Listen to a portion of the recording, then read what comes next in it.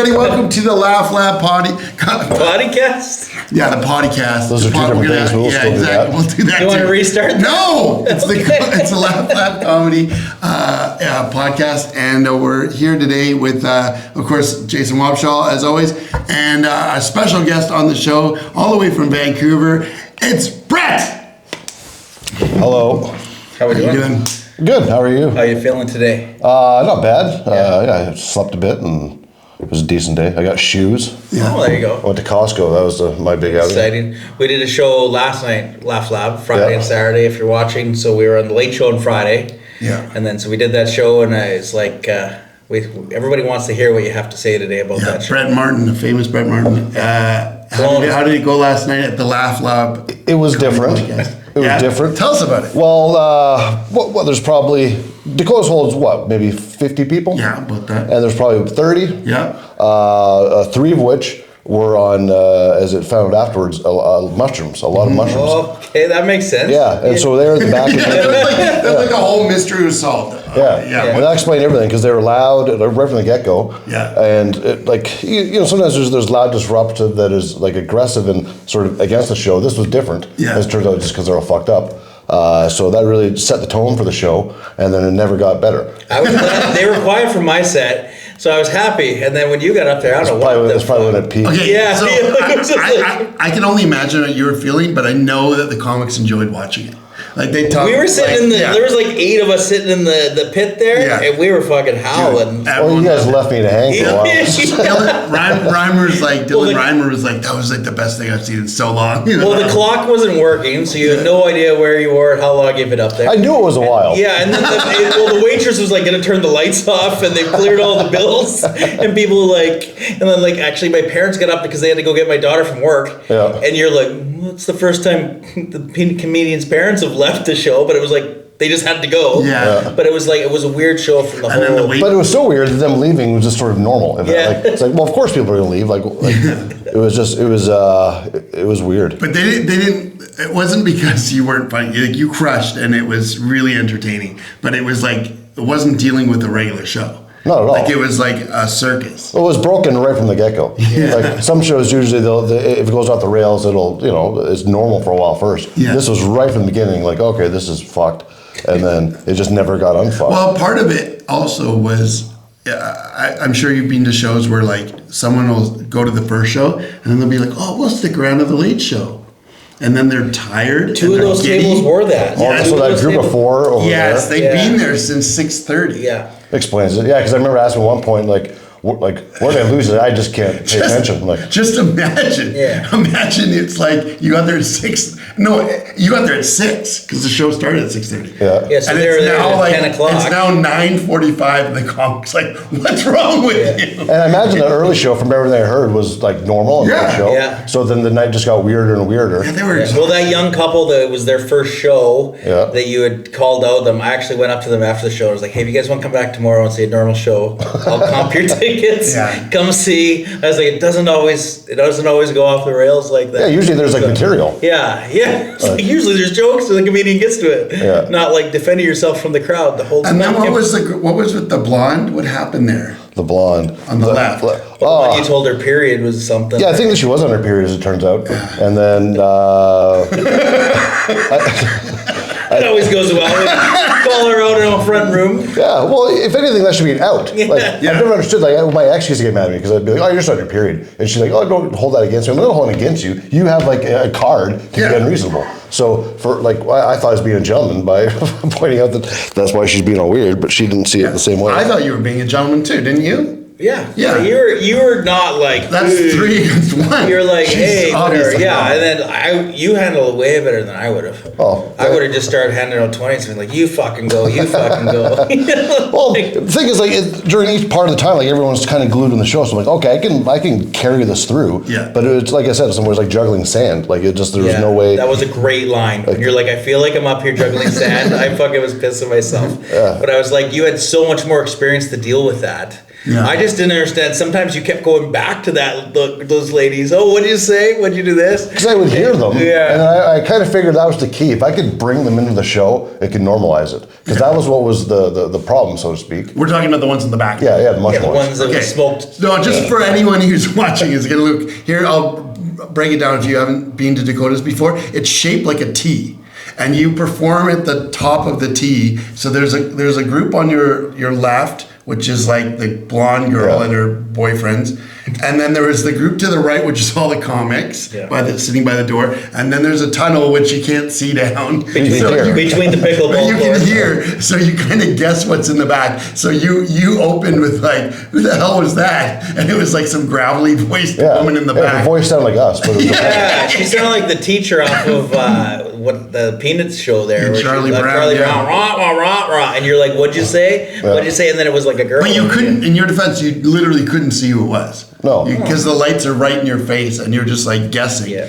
And then those are the ones that turned out to be on mushrooms. mushrooms, yeah. Yeah. And so there's no hope. Like you couldn't have done anything because like at any one time they could forget everything that just happened. I loved it because you would come back, tell a joke, and just get on track, and then it would fucking fall off again. And then it was just like... well, the mushrooms explains everything because like there wasn't a hostility to them, and that's why it was that's why I kept trying to get them into the room. Because okay, well they're not hating the show; they're just really fucking weird. Yeah. I should have guessed mushrooms, but Yeah, of course you shouldn't have guessed. No, I mean it's a comedy club, so like you could have guessed a lot of things. You could have guessed just crazy people. That would have been a very valid guess. Like those people are just like insane. yeah. Or drunks, Yeah. I obviously. think I just went with stupid. I think that was my. Or like, yeah, the thing about stupid is just like there's a scale, and it's like stupid you can make fun of, and then when it gets too stupid, you're suddenly being mean. Yeah, you're punching down. And it's like, so you don't know where that is. That's the hard thing about being like, that person's an idiot. And they're like,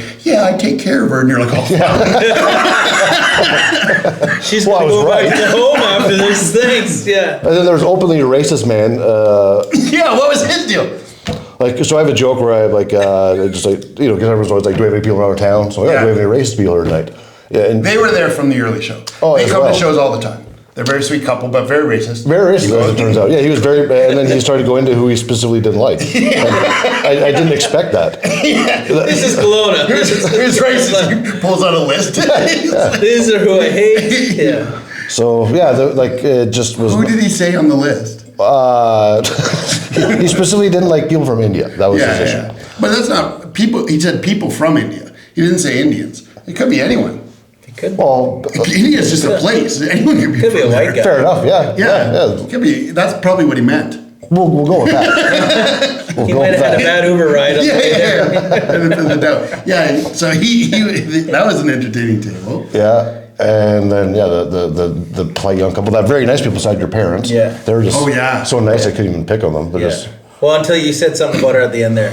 CPR on an animal or something. She didn't like that. Was that did she her? not like that? No, she was like, she shut she's the down one who did after the that. CPR. no, it was like wilderness training. it was when because I was intimating that the woman on her period was getting attacked by a bear. Oh, yeah. And the Yeah, he said, "Don't worry, we got her." Yeah. Yeah, she didn't like something there and she shut off. And Well, it was like, whatever. At that point, it was kind of like you were halfway. Well, it was like a through. 55-minute set. It was more than Was that. it longer than that? Yeah, it must have Yeah. been. It Yeah. was- Well, the probably- clock was.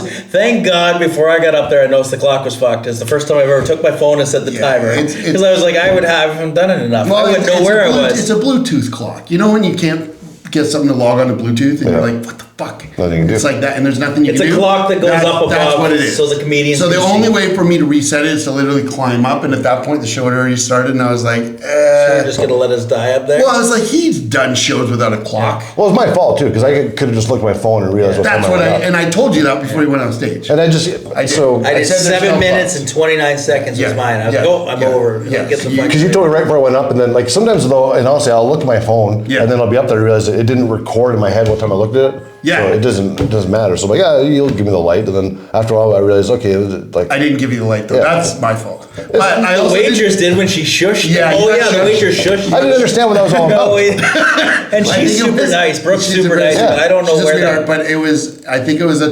she loves comedy. She's a very funny girl, and I think she will when you say something kind of like mean or gross or like being funny though. She'll be like, "Oh, shh." you know, like just like, oh, you. Yeah, like that's her style. Yeah. So it wasn't like, I don't think it was a shush. It was just like, I can't believe he said that. It was good spirited. Yeah. Because like then I continued to talk to her as the night went on. Every time she walked back and forth. Yeah, then I threatened to shush her, and then So that but was she was still in the room. I didn't realize that. That was the first time I've seen you. Is most of your stuff crowd work? No, I mean it can be. I'm definitely comfortable with the crowd. Yeah. I prefer to do material. Like what I'll do is like. We want to do crowd work, but we don't get any crowds. No, it's tough. It's tough when I'm just talking to you. I did talk to you. You're like the only guy. I'm like, well, you're sitting here. Crowd work is fun for me because I never know where it's going to go. Yeah. So like, you know, you do material, you know fucking exactly where it's going, and I'm not going to say it's boring, but you're like, Well, that is exciting. I don't know where it's going to go. It's exciting for me to find the funniest. Well, that's mind. that's amazing that you say that, because like you think that that's a given, but it's not, because some comedians will do crowd work when they're starting out and they'll know where it's going. And but it's forced. Yeah, but like they'll do the crowd work and talk you into a joke that they've already got planned. I will do that like I will do that in a show when it's like normally going. Yeah. And because going into the crowd does create a sense of intimacy and connection with the audience. Yeah. So even at that point it's kind of feigned because you know where you're taking them, it opens you up and it connects to them. So it is there should be another word for that. I don't know.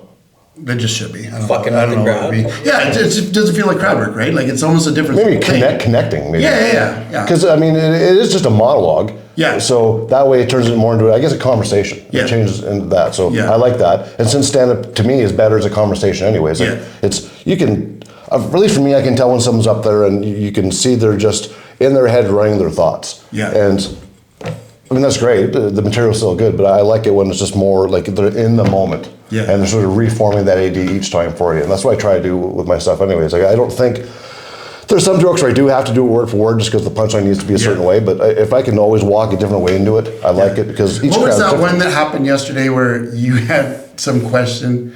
It was near the end of the show and some girl, it was near your closing joke, and the girl in the front had like a really good answer for it. Oh, kidnapping people. Yeah. I never thought about it before because so I have a joke where like when you kidnap a baby or an adult, and then she recommended kidnapping a grandparent. Yeah. And like, oh fuck, this really was great. Yeah, it was like you were like, oh, that's way better than I thought. Yeah. So I'm actually gonna run with that too. Then I came with you just tell them there's the Lindbergh baby in the car, and then they'll come in.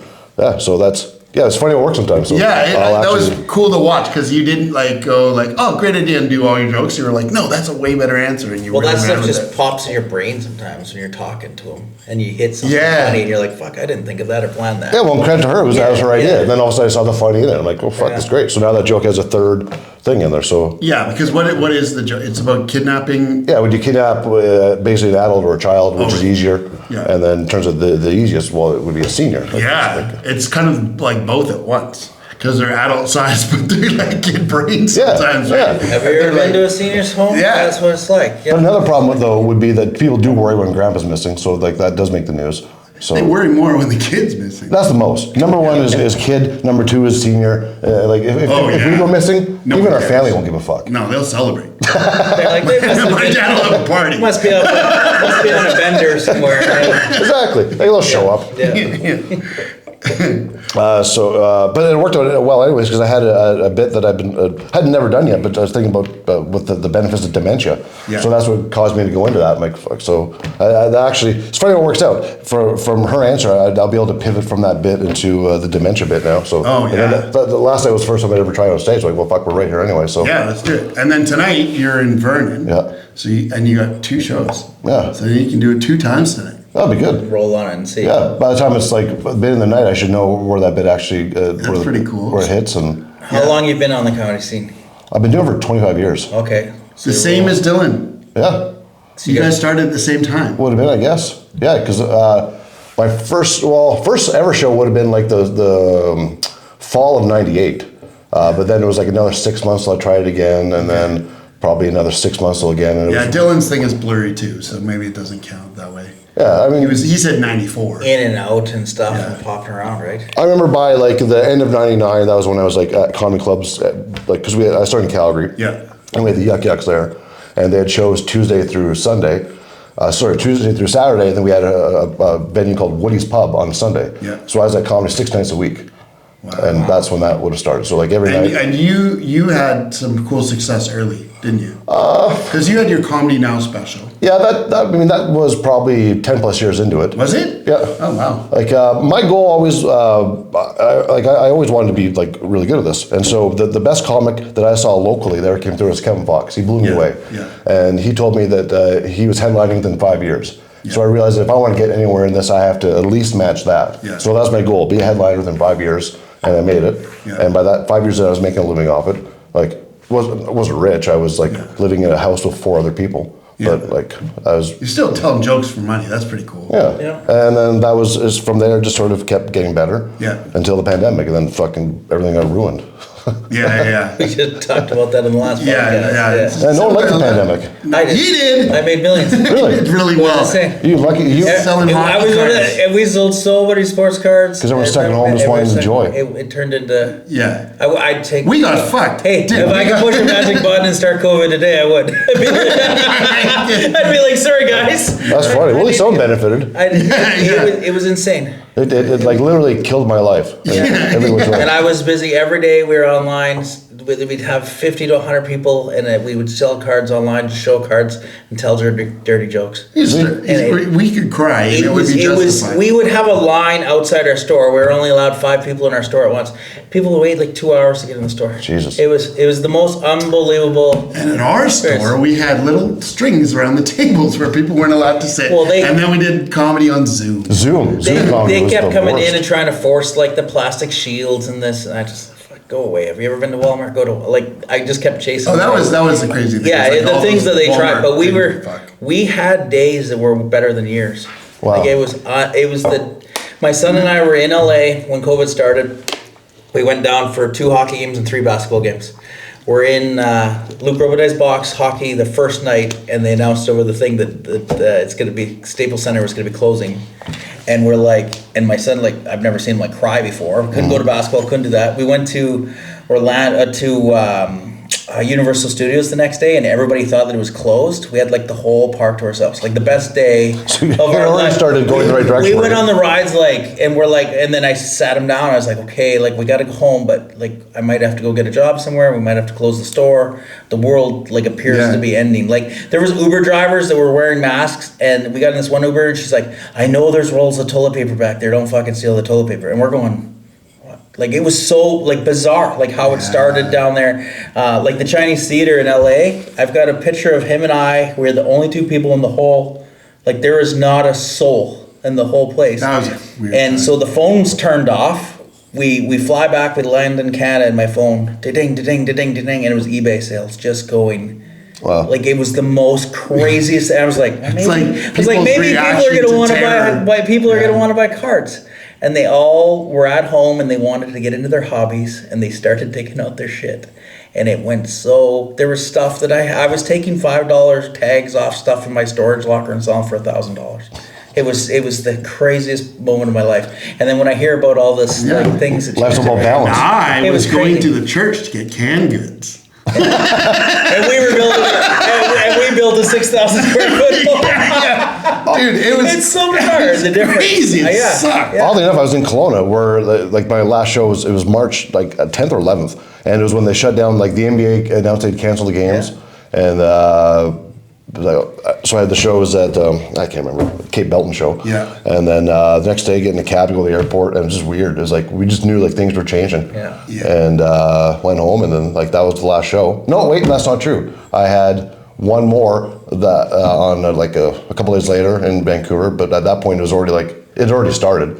My girlfriend at the time worked at the club. I remember I picked her up from work. I was worried about her taking the SkyTrain home, and it was just weird. And then whereas your life went like just on a rocket ship. Comedy changed quite a bit that time. Like Robert was telling us, all the clubs, a lot of them shut down. So the ones that came up after were different dudes. It's all brand new in Vancouver. And it's like, would you say like not to call anyone out or anything like that? No, let's call people out individually. No, but like before it was, did you like it the way comedy was run before? Oh, it was like from my perspective, it was way better before. It was way better? That's my perspective. Okay, good. Then how was it different? It was all the relationships and businesses were established and had been for a while. Now, for newer people, that was an issue because it was harder for them to crack in. Yeah. But everything was just like, I keep going back to the word established. Like bookers had their things for a while because the clubs have been successful for a while. That came in and just wiped that whole network out. So explain that to Jason, because Jason's kind of new to comedy. So like,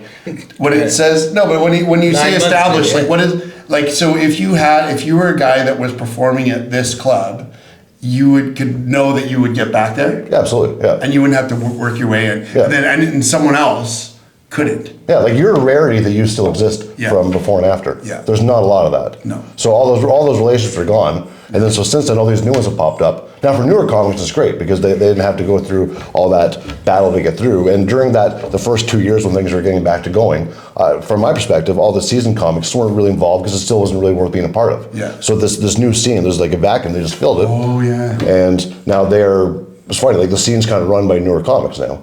And like for them, these venues are like, oh, these are awesome. Like, no, they're shit. Yeah. But they don't know. That's the only experience they have. That's all we have. Well, I headlined my first show. He's like, yeah, you pay, you can headline, let's go. Yeah, he's a pay-per-play. I didn't know he just threw me to the wolves and he could just do that. Like he hadn't done comedy before. But honestly, like, But I was like, so you couldn't do that back then? You couldn't just go into a club and walk in and be like, you couldn't do that before or after or anywhere else. yeah, you have a different. just the way it It's works. literally very different at my club. Yeah, it's just it's completely different now. Again, if I would have started in the last 5 years, I probably would have a different perspective. I would say this is great now. Yeah. Because one thing, it's very much build your own now, which has its benefits. Yeah. But it's like without going into names, like I'm not the best with social media presence or promoting myself. Yeah. Well, it's like I'm good. I'll show up a room, you'll book me again. But so I saw this one venue that. A comic that's really new and not good had been into. Yeah. So I contacted them and I'd like to play, and they're like, we checked out your stuff. No, sorry. I'm like, you booked them? And Like, that's crazy. Yeah. And I mean, it's my fault. I should adapt. I know you were in charge of stuff, but just so like people know, like you've been a comic, you've done comedy for a long time, but you also like ran some stuff. Yeah, I was the Yucks guy. Yeah, I ran the prime at Yucks for years. And what was that like? What was it? What was it? Well, honestly, it was a chance for me just to make more money. That's all it was, man. Because you like pick guys. I mean, honestly, they pick themselves. But do you take walk-ons or no? No. This is an interesting thing that they did. That's very rare. So, like Vancouver, our regular club was open Tuesday to Saturday. It was so we had the Tuesday pro-am, and like Vancouver had a lot of comics, probably like 100 plus, and so there'd be like 50, 60, 70 people a week emailing for spots. And we had, there was 8 spots per show, but 2 of them were set aside for what we called fast trackers. So it's really only 6 spots a week. So then I tried to be just as fair as possible, just rotate people through. There's some people that it was kind of recognized they're better, and we get them on because they're looking at going somewhere with them, but like. So if you got chosen to be a fast tracker, though, you truly did get fast tracked. Yeah, you were on every show. They got twice as much stage time as everyone. More than twice. They were on every show for 3 months. So it was like you scouted the talent and then built these guys up really quick, and it was like it's really awesome. And I know that because I kind of based a little bit of what I do on that. I don't have the same numbers, so it's like I fast tracked a lot of people. Like Jordan and Joey. Exactly, and all those guys, exactly. Right? Well, Joey was one that was fast tracked. One of his fast track guys. He makes me, I love him. And then when they came out, but when Joey came out, he was a fully grown comic when he moved to Kelowna. Okay. And I've been booking him for years, but then he moved to Kelowna. He was really funny. So did you pull those guys aside and groom them a little and this and that? Well, like between myself and the club manager, we started to like identify who was like obviously stood out. And we'd decide who we'd pick, and then I would just give them a little more time. Like I'd watch their sets and go over everything with them afterwards. I would do that with anyone. Everyone asked, I'd give them feedback. Mm-hmm. Yeah. It would like, I guess, oddly enough, in some way, I did enjoy it because the new people's enthusiasm is contagious. Yeah. So at that point, I've been doing it for so long, you get kind of jaded. So it's fun to be like at that ground level again. And it's always good to help people. Like I always appreciated the headliners to help me when I was new. Yeah. So I'm like, well, if I can be that for these people, that'd be really good. The flip side of it is then people start to resent you because you're also the one not picking them. Like, well, it's not like there's no personal vendetta. It's just this is better. So when you would pick them and you give them feedback, did you find I'm obviously in a similar role. You won't And give feedback for a year. That's what he I'm said. talking about. I've So, got like, 3 months circled on my calendar, and then he's going to tell me what I'm doing good or I bad. kind of like the idea of people doing comedy for a while and figuring out some stuff on their own. A year, you said. Yeah, I like it. I like letting them figure out You can die stuff. for a year. Because and then I'll help you. my philosophy on it, and correct me if you have a different one or whatever, but it was just that, like, they need like a group, a bunch of samples, like to be able to pull like some trends from. Like if they only do it once and you're like, oh, you're doing it totally wrong, it might be a fluke that they bomb, right? People bomb. So it's like if he bombs and you only see him once, you're like that. You can write off a guy forever. But if they do a bunch of sets and they sort of get what they're doing, and then you give them advice, it's probably a little bit more like about who they are. Yeah, I mean everything's relative. So Yes. some like for the first couple times they do it, it might be basic stuff like make sure you take the mic out of the mic stand. Yeah. Make sure you talk slower. Stuff. Let's write this down. So I take the mic out of the mic stand. There's some of those guys who are up there deep throating that thing, and it's like. or they'll take the mic out of the mic stand and leave the stand in front of them. Yeah. Like we'll make sure, like just Yeah. really basic stuff that you can give. And it's, but as they get more experience, then it can become more personalized. Yeah. But I mean, they paid me, so my job was to actually like Yeah, give of course. whatever constructive advice I could to them. Yeah. But the number one advice always, no matter what, was get on stage more. Because no matter what I say, you going on stage will trump that. Yeah. 10 times over. You learn a ton when you're up there. Yeah. Yeah. Way more. Would you, okay, so if you were a new comic, and let's say you were like a new young guy in their 20s or whatever, would you suggest staying in one place or touring around? Both. Yeah? If that makes any sense. Like, have your home base where you can go do like your during the week shows, and then get out and travel as much as you can. Like, this is good. If you started today, and you were like, you wanted to go as far as you could, as fast as you could, and you had like, let's say from scratch, 2 years, what would your plan be? Honestly, I would look at the way I started. I don't think it could go much better. I started in Calgary, and it was great because we had like the club. We had the one show, which is more of a develop. We had 2 and 3 shows during the week, and then we also had road work. Like I was on the road within 6 months of doing comedy, and so that experience to go on. How's it different? It's so different, different crowds, different atmospheres, different times. Like I did 30 minutes within 6 months in. No, it doesn't mean I had 30 minutes. It doesn't mean it went well, but I had that experience. 25 minutes the first set. I thought it was normal. Then I thought he was punishing me, sending me to sevens. I was like, well, fuck, who wants to do sevens? And then he's like, well, actually, you got to do fours. What you're experiencing is abnormal. I know, that's when we come around. I'm always like, well, this doesn't make sense, but I know how it works. But 30 minutes, okay, so you got 30 minutes on the road, and in the road, the crowds are hard. Pretty tough. Yeah, because they've also like when you're doing an amateur night or a local bar show in your hometown, their expectations are low. They're paying $5-10. They don't care. But when you go to like Cranbrook and they're paying $15-20 and you suck, like the bars like the bar's higher for you to clear and the stakes are higher. But the good thing is it forces you like. I didn't have 30 minutes when I did that show, but I found a way to be on stage for 30 minutes. It forces you to. And what was the way?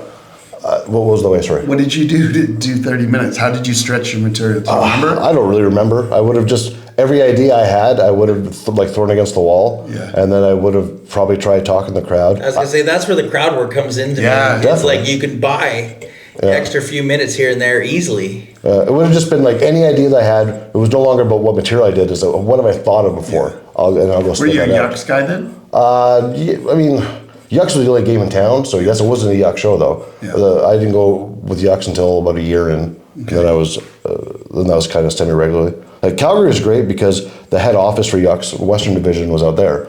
So it was based in Calgary. So like the lead for funny business was based there. Yeah. So we had the Saskatchewan run, the BC run, all sorts of rooms in Alberta. So we were out on the road like really young. Yeah. And that just because you hear guys like sort of similar to the fast track thing, like getting good on the road with Yucks. Yeah. Like they'll put like a few of the guys on one show, and then you like do 2 years of that, and it's like doing 5 years in your hometown. Absolutely. Like one problem with the Vancouver scene is that like there are enough shows run by comics in town that they can just go get really good there, but then they'd be doomed if they went to Abbotsford.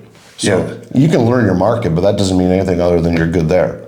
Yeah, because what happens? How does that work? What does it look like when someone who's like honed all their skills in one place leaves? Well, they get humbled. Yeah. But then the opposite end is they get really cocky at home. Then they're like, "Oh, I'm the big dog." Like, well, like you'd stuck in Langley, dude. Like, just settle down That's a bit. why I just pay for all my customers' tickets and they come and cheer for me. Again, So if I just show up to somewhere, I'm going to be like, oh, I'll just pay for you to come.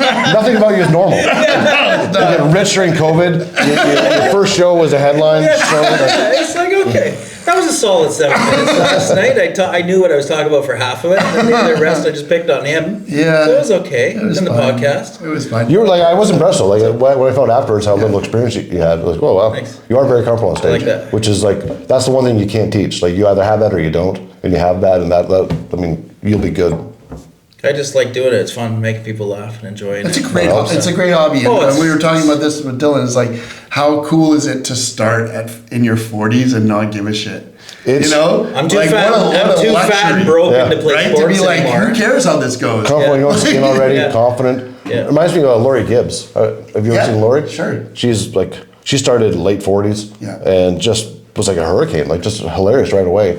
And again, like you have all this life experience, you know who you are, you're confident, you're happy, you don't give a fuck if you don't do well. right. When you're 20, it's frightening. Like, it'll be the first time you've had a room full of people hate you. But at our age, I've been yelled at for years. by loved ones. But yeah, angry customers. I refereed for 10 years. That gives you a thick skin right away. So you're like, fuck that. Yeah. But there's nothing I haven't been called. Well, so you it's are okay. in Vernon tonight, so maybe. So I should be experiencing more of that. Yeah, you might see. Yeah. You might. Who knows what you'll get there tonight? It's been a while since I've been in Vernon. Yeah. It's always interesting. And Yeah. it's, I don't think you've done the roster before. No. And the roster is out of all over the place. It's so similar to Dakota's. It's like literally a racquetball club. Oh, good. Sweet. It's another room next to a racquetball club. Maybe you'll find some more ladies on mushrooms. Yeah. Well, hey, look. It's funny you mentioned Cranbrook. I'm a Creston kid originally. Oh, really? And we fucking everybody hates Cranbrook. Cranbrook and has- the last guy we just had was bashing Cranbrook too. So I was like, that's Because great. Cranbrook's some of the ugliest city. Like,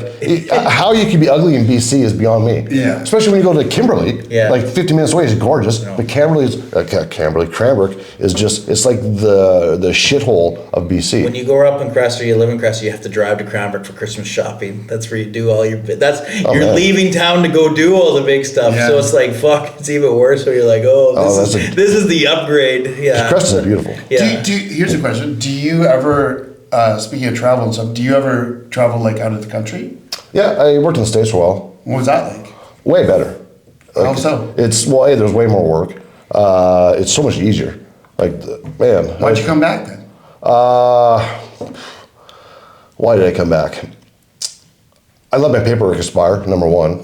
And two, like I just kind of, I had the whole reason I wanted to get into comedy is I always wanted to be a talk show host. Yeah. So I sort You of had a talk show. Yeah, You had a talk show. What was it? That's- What was it called? the Brett Martin show, and let's talk about. We'll get to that in a second. That's more COVID shit to fuck that up.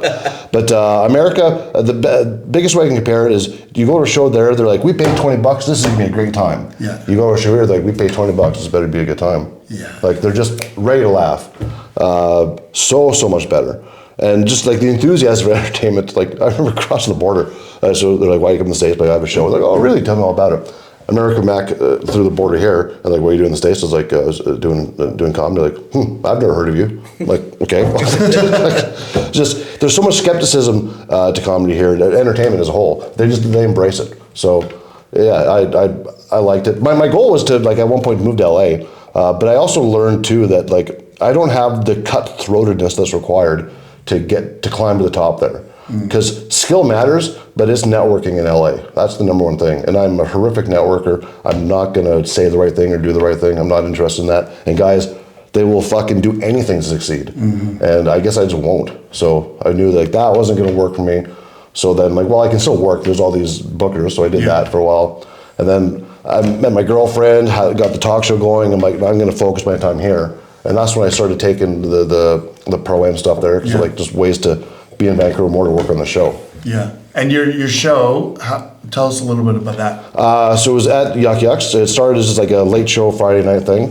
And we just ran it like a talk show. It was like live, so we weren't recording it. But It was you and Sam Tony, right? Sam Tony was the sidekick. We had a band, started the show with monologue. Then we had like a desk piece, have guests. Stan would go in there. We had like interactive crowd games. And over time, it started to become popular. People started to come to it and liked it. And we had a writing staff. It was like a lot of work. I probably never worked harder than I did on that show. And You're getting paid or no? it was a door deal. Yeah. So A little bit, but you were working harder than what you're getting. oh yeah, it was definitely labor of love. Yeah. But like I was also like paying all the staff. Like we had like Sam the band. We had like back end staff too, like producer. We had like crowd wranglers. Like they're all getting paid. Like so it was like a little business really. And then it would have been around the December, January, before the pandemic starts, we went to Comedy Here Often. Yeah. So a representative from them come to us about doing the show there. Yeah. And the guy who ran it there really liked what we're doing, and he wanted us to do the show out of his studio with the goal of it being pitched to networks. So he wanted us to be like a late night talk show in Canada. Yeah. And so we're like this is a dream come true. Yes, this is like 100%. So we moved things to there. We're working on set design. Nothing to do with Yucks anymore. No, yeah, it was all out of there. So we were like literally doing set design. We're shooting promotional videos for it. The first show is going to be in April of that year, and then the pandemic starts. It's like, whoa, we got a hold, and that just killed it. Just fucked it all. So, Really sad. yeah, it went from because it would have been just your dream to just crushed, eh? yeah, it was like literally everything I was working for was that, and then And meanwhile, Everybody's I was selling pictures of men faster than I could ever imagine.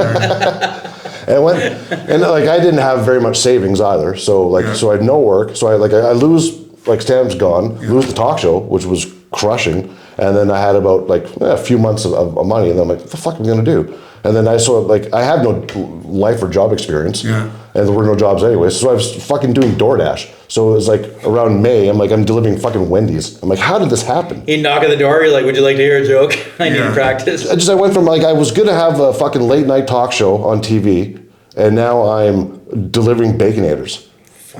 Like how? But have you ever dreamed to try to chase it again? Baconators, yes. I wanted the talk show. Yes. So what we did after a while is we thought, well, we can at least, because we had never recorded it before. So let's find a venue and just shoot this, and just so we can stay sharp. So we found that we did it. It was by about the 10th one, we liked what we had, but it was draining, man. We do it till literally no audience, just in an empty room. So we're like, well, at the very least, we have this. We know what we're doing production-wise now. Yeah. But then still, there's nothing happening. And we're like, well, this is wait. And then Sam didn't want anything to do with the show. And fair enough. I mean, there's no money. It's just a time bleed. So long story short, yes, I want to get into it again. But I put so much work into that for so long. Yeah. And not only that, that was like the third or fourth itineration of a talk show I had. So it's like finally one clicked. You got it to work, and then fell apart. So hopefully it comes back together. We got one final thing. One question for this. I know we're out of time. So you're doing this full time. This is your gig, and I always like to ask guys in our industry because nobody seems to have an exit plan. Do you have an exit plan? Die between shows. I see a comic through exit plan. It's like a bullet. That's it, eh? You just gotta keep just working and working. What do you think? So you can't get on the stage anymore. It's like a working dog. Like when they die, you walk them out and you go, there you go. Maybe marry a rich. We had a conference one time with like 300 shops, and the guy got up there talking about exit plans, and every fucking store owner was like, what do you mean? It's an exit plan. Exit plan, yeah. I've never. How do you even? And it's like it's funny because I look at that now. I'm like, how do you pass on the business to your kids, or how do you do that? But it's like comedians. It's kind of when you stop, you stop. What are you, my parents? It's just like it was interesting to see but if the talk show would have went on and you could have that would have changed my your whole life. That would have changed everything. So yeah, I don't know. That whole experience and everything, and then building back up, because it took me a while to get back to stand up full time. It was not right away. So I don't know, man. I'm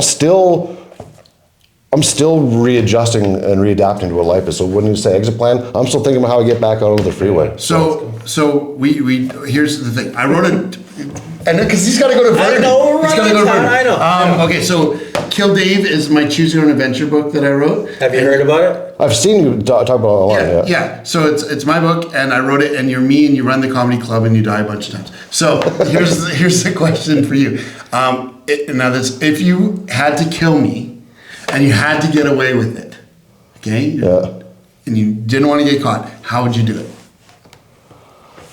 Oh, Well, let's see.